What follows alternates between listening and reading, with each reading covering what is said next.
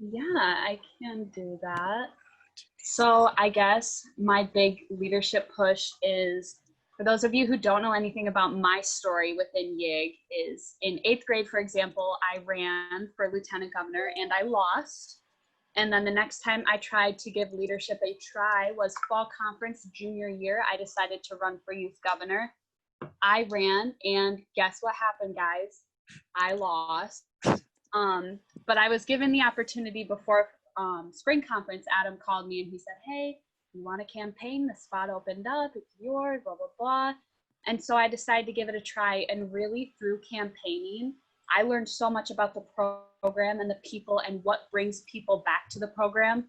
And it's just been so amazing to be able to be on a leadership team and talk about improving YIG and just working to make the program better, that sometimes you don't even feel like you're leading. You just get to have fun with these people and make awesome memories. And if you fix the program and do something awesome, well, that's great too. But really, I would encourage you all to give leadership in some form a try, because it really will change your life for the better and you're going to meet awesome people. So thank you. Thanks, Lexi. Perfect, Lexi. I just sent over the email for you to join the middle school call.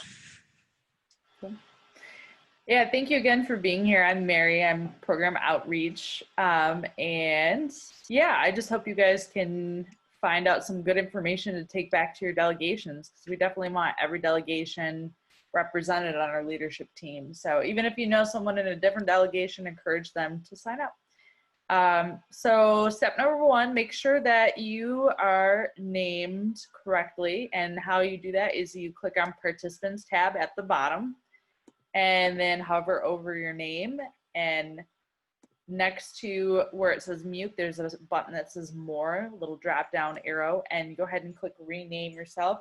And just make sure that you can have your first name, last initial, or first and last, whatever. And then also your delegation, please. That just helps us for a little bit later when we do breakouts, and just to know where you're from. And then secondly, try to keep yourselves on mute unless you're speaking. If we ask you a question, you can totally unmute yourself and answer. You can also use the raise hand button, which is also in the participants tab. If you are a co-host, fun fact, that won't work, but I think most of you are okay with that. If you can have your video on, that would be awesome. But if your connection's not very good, sometimes it's better to turn it off when you're talking. Yeah, I think that's everything. If you have any technical questions or questions in general, feel free to use that chat box as we go along. Back to Adam. Sweet, thank you, Mary. So one thing before we jump into the guts of this meeting is a big thing that we've seen a lot of confusion on, and we want to clarify right now, is there's actually 2 steps to registering for the fall conference for you guys as delegates. So the first thing, and the majority of you guys, or you all have done it because you're on this call right now, is to make a membership on Wild Apricot. Then the second thing is what you guys would need to do is to go to the events registration and actually register for fall conference. So I will share my screen real fast and show you what it's going to look like. Just 1 second. Because a lot of you guys have registered, but we need you guys to actually register for the event. So what it's going to look like is, this one. Yep. So once you guys come to the Wild Apricot website, this is what it's going to look like. Once you're logged in, you'll have your login information up here. Then what you'll need to do is click on this link, the events registration one, and it will take you guys to the upcoming events that you're allowed to register for. So for example, all of you high school delegates will come to the 2020 fall high school programming and then click register. Then you'll follow through to make sure that you guys are actually registered for the event. So it's actually a 2-step process. One is to make your account, and the second one is to actually register for the event. Does anyone have any questions about that before we move on? Go ahead in the participant tab, go ahead and raise your hand if you've already registered for the event, doing it that way.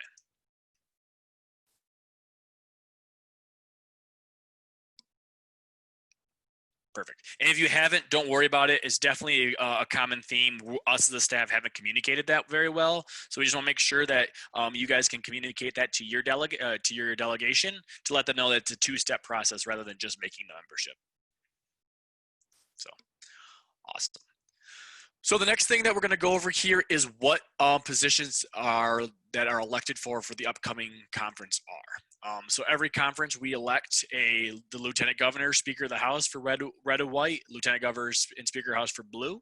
And for this year, in particular, we're having a new elected position, which is the elected position of the presiding officer for NIF. So if you are in that position, that is where we'll be at. So I'm going to once again share my screen here, and I'm going to show you guys what the breakdown of what districts will be running for what positions this year. So this is the way that we have broken it down since for the upcoming election cycle. So if you are in the red, you're running for red UP. If you're from the UP and you're running for lieutenant governor, we'll put you in the red. You'll be in the red district. This is kind of an overview of what districts are going to be giving what positions. I'll give you guys a second to look at that. And if there's any questions, go ahead and unmute yourself and go ahead and ask away.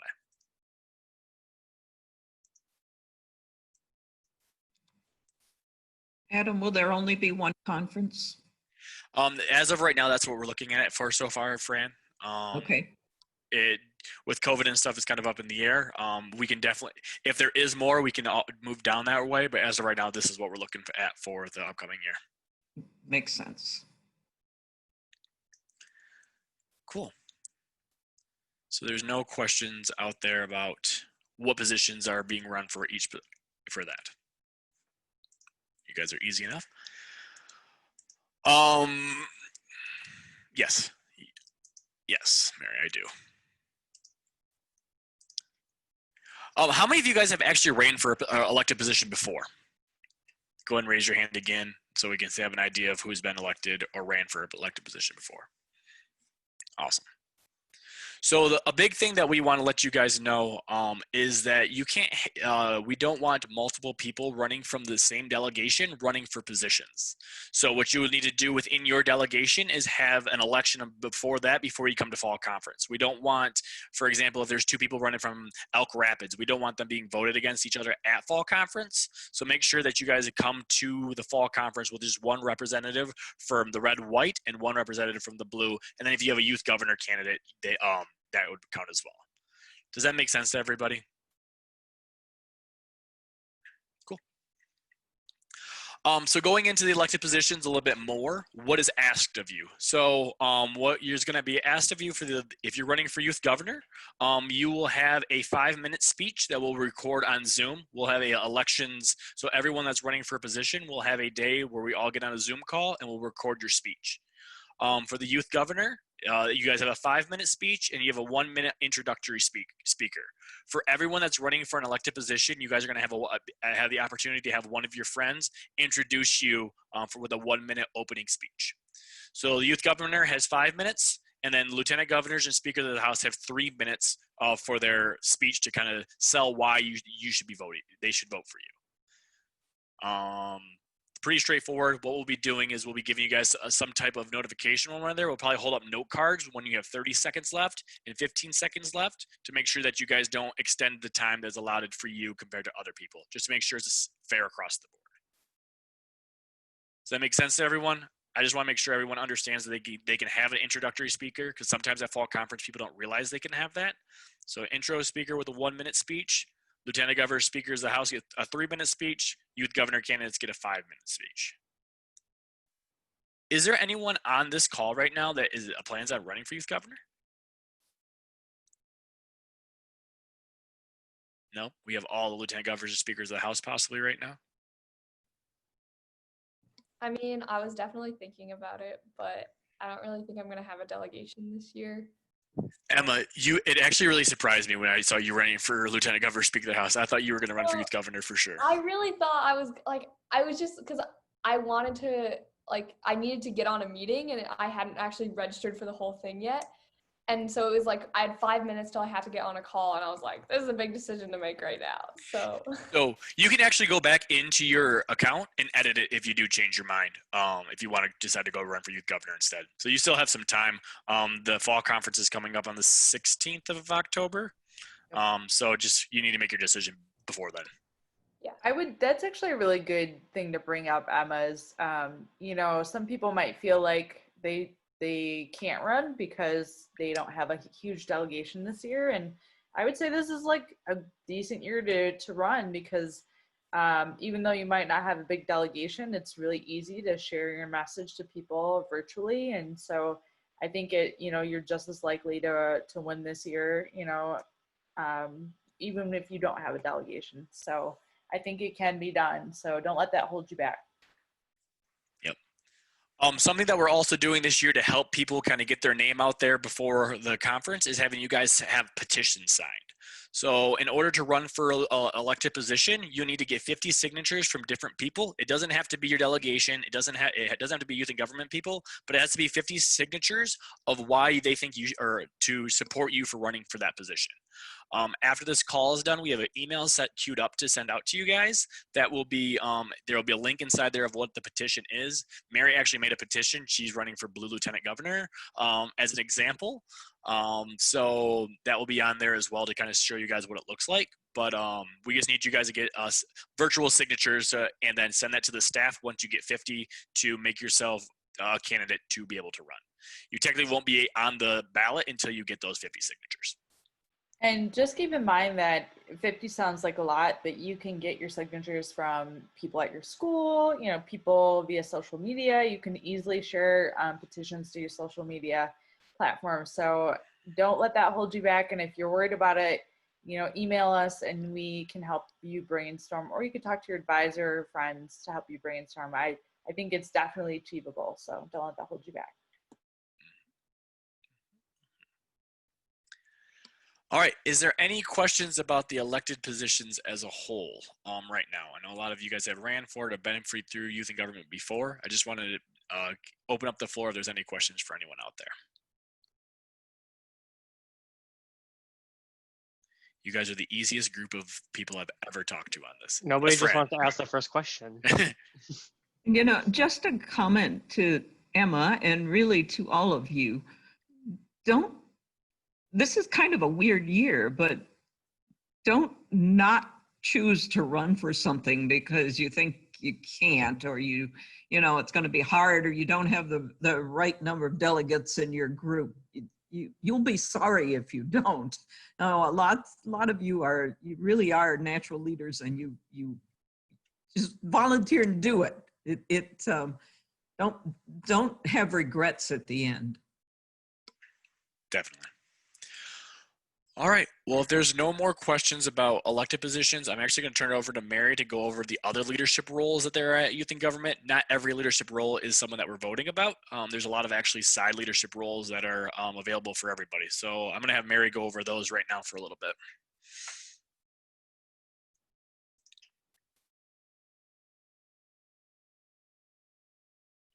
You are. Sorry. I'm trying to find the unmute button while sharing my screen. It's an adventure, guys. So there are a ton of positions. So you can see here, can you see where it says committee chair? Yes. Okay, cool.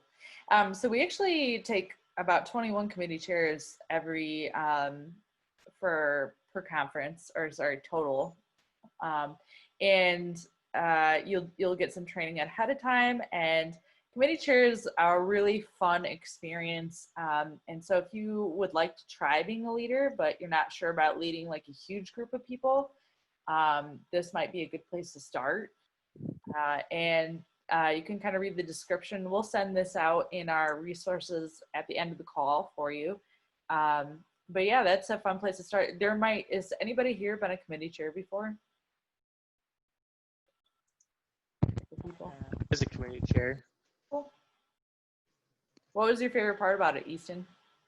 My favorite part was just kind of getting to know your group a lot better, and they could, you kind of just really get to learn who they are, And then also like, you get to lead with them, and then you kind of just show your skills to them. And so it was really good all around when I did it. I did it for, I think I did it 3 years. Very cool. Yeah, it's a good experience, and it's nice to be in a tight knit group of people. If you like to do like games with people and get to know them and kind of facilitate people getting to know each other, and you like to lead that kind of thing, that would be great for you. Committee clerk, we take quite a few committee clerks. We always need clerks.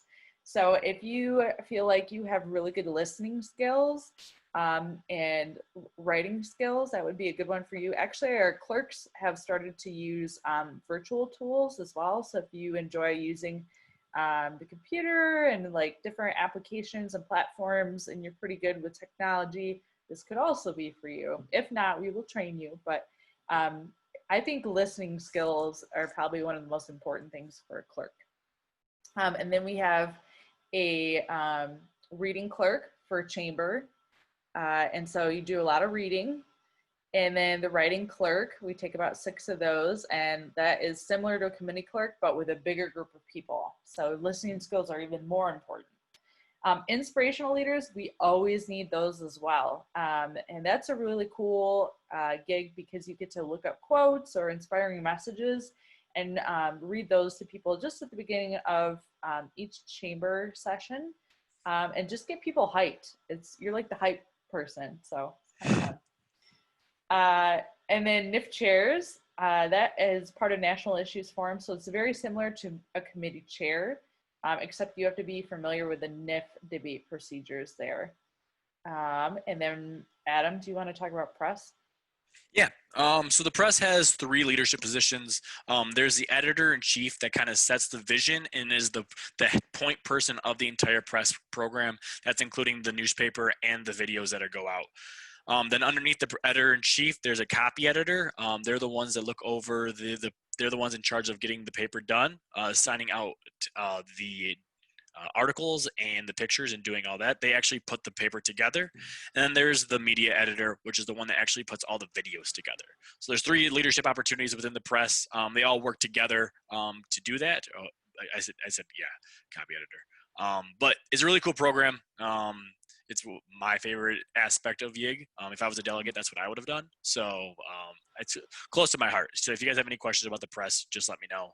And I'd be happy to answer them. I feel like I would have been an inspirational leader, just because you can be really creative with it. But because you're the hype man, is that what you're saying, Mary? No, I just like to be creative with words, and so you could even do like slam poetry or that. But anyway, yeah, you would have been great at press, Adam. You really would have. Thanks, Mary. So moving on, if you were part of the Model Judiciary Program last year, this might be a good one for you. Presiding judges, they help out with jury selection hearings, and kind of help mentor the other lawyers throughout the conference, and just the real leadership for the MJP program. And we take 2 of those. And usually I would say probably get a year of experience before you apply for this is a good idea. But I mean, I don't know if that's required, Adam. I don't think it is, but. No, it's not required, but definitely recommended. Right. Same thing with the senior lobbyists. We take 2 of those, and I would definitely recommend that you have some experience with being a lobbyist there. And you just help with organization, point tracking, and different aspects of the lobbyist program. There's so many now, so ballot initiative and oversight even. So. And then you can do fun things. You're kind of like a mentor there as well to the other lobbyists, especially the new ones who have they come in and they're so confused. So you could be very, very helpful. So if you like working one-on-one with people, or you like working like with small groups, like mentoring kind of thing, these 2 might be really good for you if you are in those program areas or have experience there. Our new program, Legislative Oversight, that is, if you say you're a legislator and you want to step up your game, you've done it for a few years, you want to try something new, you could become part of legislative oversight. And it's pretty much like a whodunit mystery. You're trying to find out, there's a scenario and you're trying to find out like who did this or who, like, for example, I'm trying to remember last year's. Remember, Adam? Or anybody? What? Sorry. Last year's ledge oversight scenario? It was work trafficking or Oh, yeah. labor trafficking is what it was. Yeah, labor trafficking. And so they were trying to figure out, by interviewing people and figuring out what questions to ask these people, who was at fault for this problem. And so I recommend having experience with legislative oversight here as well. But you absolutely could just maybe have some legislative experience. And yeah, you pretty much kind of help guide people in figuring out what questions are we going to ask, who should we interview and what order should we interview them to figure out, who's at fault for this issue and what are we going to do about it. So you're pretty much like a guide almost. And then, yeah, those are our main appointed positions. Lydia wanted us also to mention our 2 extra ones. Adam, do you want to cover those? Yeah, yep. So one of them is a caucus leader. So there are caucus leaders within the Senate and the House on the floors. What they'll be doing is they'll be in charge of certain interest groups that the reps and senators will be a part of. So you'll be the person kind of heading that up, leading any conversations, because you guys will you'll have an opportunity to choose which area you want to be a part of. So you'll be sitting around people that have similar thoughts as you do. So when they call caucuses, maybe you guys can bounce some ideas off each other during debate to kind of help enrich the debate and stuff like that. But you'll be the head person on that, kind of just basically keeping attendance and keeping the conversation going amongst your interest group. The other one is what Paige and Drew implemented last year is family groups. You guys would be a family group leader. Last year was a trial run, so I don't want anyone to be too timid about family groups. But what we'll be doing is setting you guys into breakout sessions virtually, so you guys can talk and meet other delegates throughout the state. That's the big thing that we're trying to push as well here with Youth in Government, since we are virtual, to go on breakout sessions and have you guys kind of talk to other people. So there'll be a family group leader would be the person that'd be leading that discussion. At the end of the day, we'd have pre-written questions for you guys to talk about. You would just be the one starting the conversation and getting as many people involved as possible. So those are 2 other leadership opportunities that we have within YIG that will be new this year. So before we move forward, is there any questions from anybody about any of the actual positions?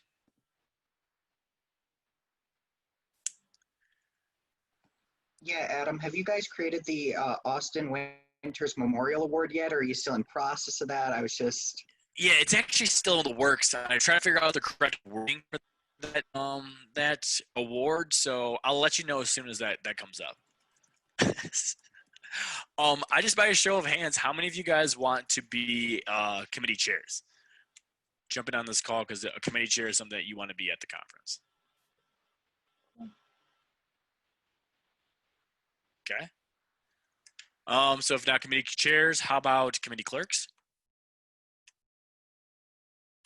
Miles, you can't do both. Sorry. What about the NIF chair? Is there any NIF chairs out there? All right, how about this? Raise your hand if you guys came here to get an idea of what leadership opportunities are at YIG.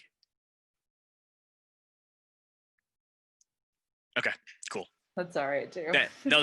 I'm glad you're here. I'm glad you guys all came here for that. That is the point of this. Yep. Exactly.